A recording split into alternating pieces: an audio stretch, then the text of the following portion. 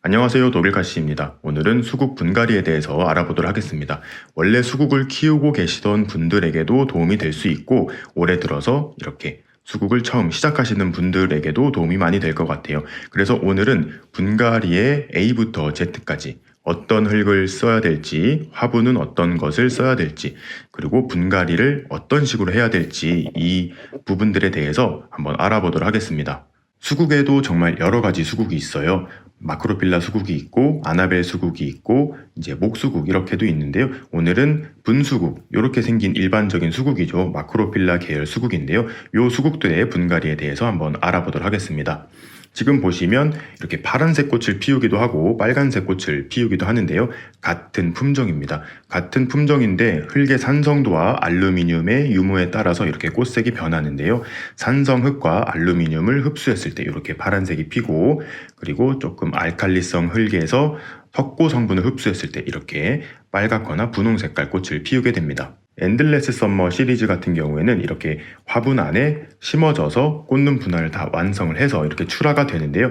이 파란색 수국 같은 경우에는 이미 심어져 있는 이 흙의 산성도를 약산성으로 맞춰둔 상태이고, 제 생각으로는 안에 알루미늄 성분의 어떤 비료 같은 것도 좀 넣어줬을 거예요. 그래서 이 상태 그대로 키우면 파란 색깔 꽃이 피고, 이 분홍 색깔 수국 같은 경우에는 또 분홍색에 맞는 그런 토양의 산성도를 맞춰줬기 때문에 분홍 색깔 꽃을 피울 거예요. 아마 여러분들이 지금 받으실 수국들은 제 거보다는 조금 덜 자랐을 거예요. 저 같은 경우에는 1차로 수입이 들어온 거를 지금 베란다에서 2주 정도 놔뒀더니 이렇게 순이 터가지고 꽃눈이 보이기 시작합니다. 여기 보시면 이렇게 새순 사이에 꽃눈이 보이고 있어요. 얘는 아직 조금 작아서 안 보이는데요. 이 분홍수국 같은 경우에는 벌써 이렇게 꽃이 엄청 많이 보이고 있죠. 이 회사에서 세팅된 그대로 꽃이 필 때까지 키우셔도 돼요. 이미 여기 영양분도 충분하고 뿌리는 많이 있지만 꽃이 피고 올해 여름까지는 잘 버텨줄 거예요. 그래서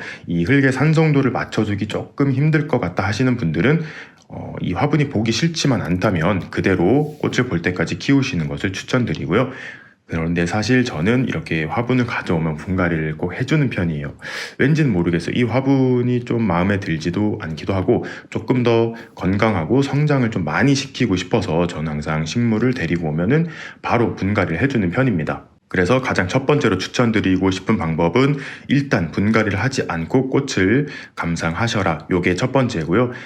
그래도 꽃이 피고 나서 여름이 지나면은 또 얘가 덩치가 많이 커져 있을 거예요. 그때 되면 사실 뿌리가 자라날 공간도 많이 부족해지고 영양분도 많이 소실되었기 때문에 내년을 위해서 분갈이는 언젠가는 해줘야 되잖아요. 그래서 오늘 저는 이거 분갈이를 해줄 거예요. 지금 분갈이를 하시려면 바로 따라 하셔도 되고, 꽃 다 보시고 그 다음에 분갈이 하실 때 따라해 보셔도 좋을 것 같습니다.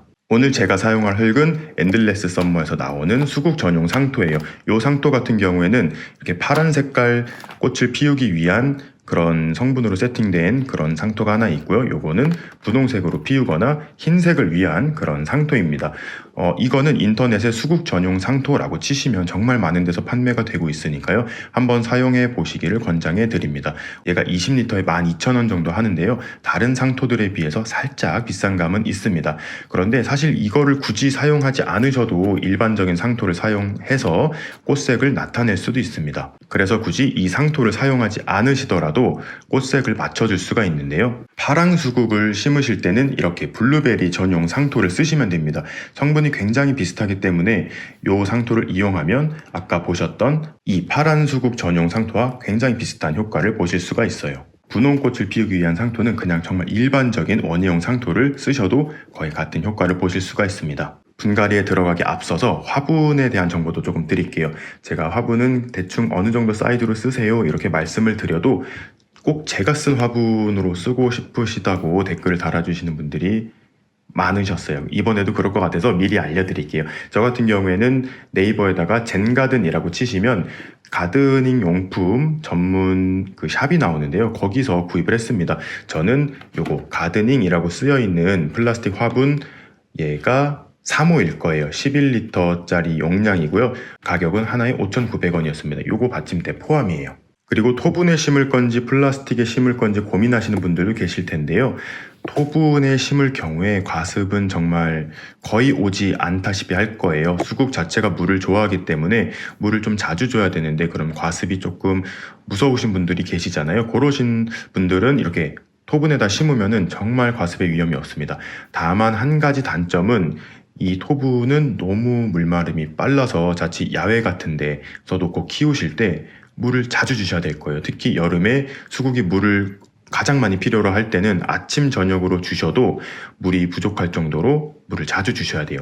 하지만 이 플라스틱 화분 같은 경우에는 이 토분에 비해서 조금 물마름은 더디잖아요. 수국 자체가 물을 좋아하기 때문에 배수만 좀 잘 되게 해주신다면 과습의 위험은 없으니까요. 조금 편하게 수국을 키우고 싶으시다, 그리고 물 주기에 조금 자신이 있다 싶으시면 그냥 플라스틱 화분을 쓰셔도 위험하지 않고 무난할 것 같습니다. 분갈이 하기 전에 제가 키우고 있는 수국들 근황도 한번 보여드리도록 할게요. 얘 같은 경우에는 에볼루션 수국이죠. 제가 아크릴 수국이라는 별명을 붙여줬는데요. 이렇게 잎이 빠딱빠딱합니다. 여기 취목을 해놨는데요. 이가 성공을 못한 것 같아요. 이건 나중에 풀어주도록 하고요. 제가 이번에는 얘네들을 둘 다 블루베리 상토로 심어놨어요. 작년에 흙을 그 뿌리에서 다 털어가지고 이 블루베리 상토에 심어서 이번엔 좀 파랑 색깔 수국을 예쁘게 보고 싶어서 식재를 해놓았는데요. 굉장히 건강하게 잘 살고 있습니다. 얘 같은 경우에는 만화경 수국인데요. 작년에 얘도 뿌리를 진짜 흙을 다 털었어요. 그래가지고 얘가 지상부가 조금 죽은 것 같아요. 그래도 밑에서 올라오는 새순들이 잘 자라고 있는 것 같습니다.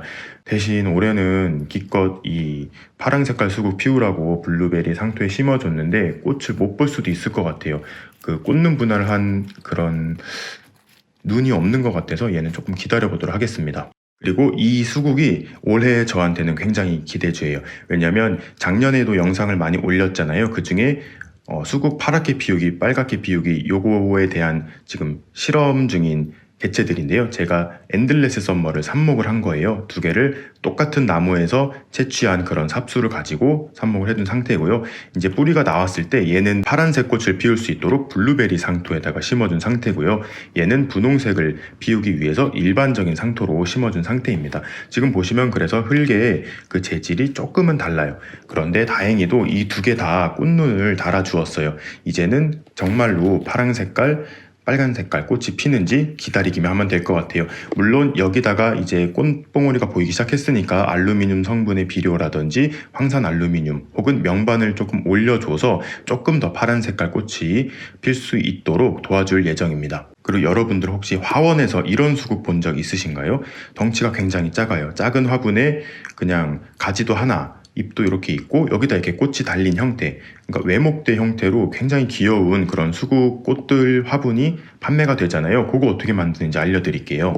늦가을에 이렇게 성장점이 달려있는 가지를 삽목을 해서 겨울을 나거나, 아니면 이번 봄에 꽂는 분화가 다 완료된 상태, 그 촛불 모양의 그 새순 있죠. 그 부분도 잘라서 삽목을 하면 삽목이 됩니다. 그런 것들을 삽목을 해서 뿌리를 받아내고 이렇게 꽃을 피우면 여러분들이 보시던 그런 굉장히 귀여운 형태의 수국이 됩니다. 걔는 원래 등치가 작은 게 아니라 걔도 잘 키우면 아까 보셨던 수국들처럼 크게 되는 거예요. 얘도 이렇게 작지만 꽃눈을 보였고요. 얘 같은 경우에는 제가 작년에 구한 무늬 수국입니다. 보통은 산수국 계열의 무늬들이 많이 나타나는데요. 얘는 마크로필라 수국인데 이렇게 무늬가 잘 발현이 돼서 기대를 갖고 키워보고 있는 수국입니다. 자, 그러면 파란 색깔 수국부터 본격적으로 분갈이를 시작해 볼게요. 요 팻말은 잠시 제거를 해주시고요. 얘는 까먹을 수 있으니까 잘 놔두셨다가 나중에 화분에다 꽂아주셔도 좋을 것 같아요. 이 수국은 굉장히 쉽게 뽑힐 거예요. 화분을 조금 주물주물 해주신 다음에 쏙 뽑으면 이렇게 뿌리가 나올 거예요. 지금 보시면 뿌리가 많이 자라나긴 했지만 흙이 아직 보일 정도잖아요. 요런 상태라면 굳이 뿌리를 털지 않으셔도 됩니다. 하지만 얘가 이 화분 상태 그대로 꽃을 볼 때까지 키운다면 아마 이 부분을 뿌리가 다 칭칭 감아서 이 까만 색깔의 이 흙이 보이지 않을 때까지 자라났을 수가 있어요. 그래서 후에 분갈이를 하실 때에는 이렇게 빽빽하게 자란 뿌리들만 살짝 제거를 해주신 다음에 심으시면 좋아요. 제가 올리브 영상 때 그렇게 살짝 보여드렸잖아요. 다 털지 마시고 이렇게 한 1cm 정도 겉에 뭉친 뿌리만 풀어주신다는 생각으로 풀어주시면 좋겠습니다. 지금 하실 분들은 그대로 심으셔도 좋을 것 같아요. 파랑수국 전용 상토를 오픈해 보았습니다. 한번 쏟아서 보여드릴게요. 이 흙은 보시면 아무것도 없이 그냥 이런 모습이잖아요. 예를 들어서 뭐 펄라이트나 그런 알갱이 같은 것들이 안 보입니다. 얘는 피트모스가 주성분으로 되어 있기 때문에 파란색 꽃을 피우기에 굉장히 유리합니다. 산성의 흙이고요. 그런데 요거 같은 경우에는 이것만 넣고 심으셔도 되지만 이 흙으로만 심었을 때 야외에서는 크게 문제가 없어요. 통기가 잘 되고 하면 이 피트모스도 금방 물이 마르고 하기 때문에 문제가 없지만 혹시 베란다에서 키우실 분들, 같은 베란다라도 어떤 베란다는 뭐 환기를 잘 시켜주시는 분들도 계시겠지만 그런 분들은 문제가 없지만 환기가 조금 어려운 그런 베란다가 있을 수 있어요. 그런 베란다에 사시는 분들이라면 혹은 과습이 조금 불안하다, 무섭다 하시는 분들은 여기다가 사냐초라든지 마사 이런 것들 배수가 좀 잘 될 수 있는 것들을 한 20-30% 섞어서 사용해 주시면 좋을 것 같아요. 저는 수국 전용 상토에다가 사냐초를 20-30% 섞어서 사용해 보도록 하겠습니다.